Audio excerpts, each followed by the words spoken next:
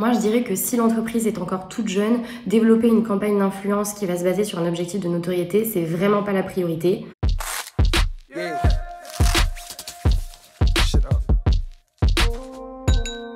Hello, je m'appelle Sophie, j'ai 20 ans et je suis étudiante en 3e année de communication globale des entreprises et des marques à l'ISCOM Strasbourg. Aujourd'hui, je viens poser mes questions à Emeline Brunel, responsable contenu et influence de la startup Respire, car j'aimerais devenir community manager ou chargée de communication digitale au sein d'une startup. De manière générale, déjà le premier point, ça va être d'être hyper adaptable, sachant que les équipes sont souvent en général limitées, donc assez petites, et que la chaîne de décision est assez courte. Deuxième point, ce qui va être essentiel, c'est vraiment d'être bien organisé. Nous, par exemple, chez Respire, un outil qu'on utilise au quotidien, c'est la plateforme Notion, qui est en fait une plateforme c'est une application qui est hyper pratique et qui permet en gros de gérer toutes ses prises de notes, sa production de contenu en temps réel au quotidien. Troisième point, je dirais que c'est la créativité. Ça demande de faire énormément de veille au quotidien et sans se cantonner qu'au secteur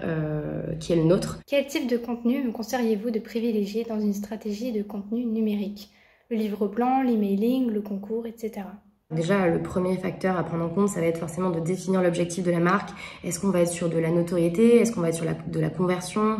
Est-ce qu'on va avoir un objectif de faire grandir la communauté? Deuxième point, ça va être de définir sa cible, forcément. Autre point qui est essentiel pour moi, c'est de vraiment, plutôt que de parler d'outil en outil, c'est vraiment de parler d'écosystème. On a décidé d'activer plusieurs leviers en même temps. Par exemple, dans l'emailing, nous, va servir la conversion.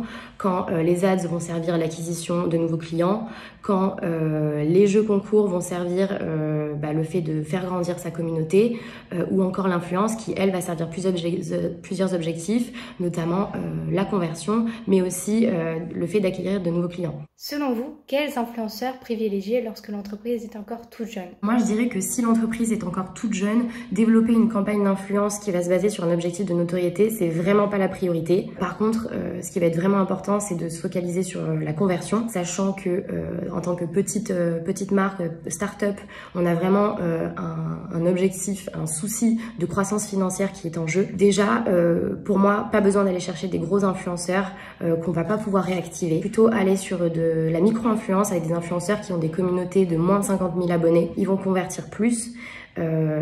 Ils auront un taux d'engagement qui sera plus important que les gros profils. Autre point qui est essentiel selon moi, c'est s'assurer que les profils qu'on va choisir sont hyper affinitaires avec la marque. Autre point hyper important, je dirais qu'il va falloir s'assurer que le taux d'engagement est supérieur à minimum 2%. En tout cas, c'est ce que nous on se fixe chez Respire. Pour finir, je dirais qu'il n'y a pas de meilleur influenceur que sa propre communauté. Il n'y a pas besoin d'avoir un budget alloué.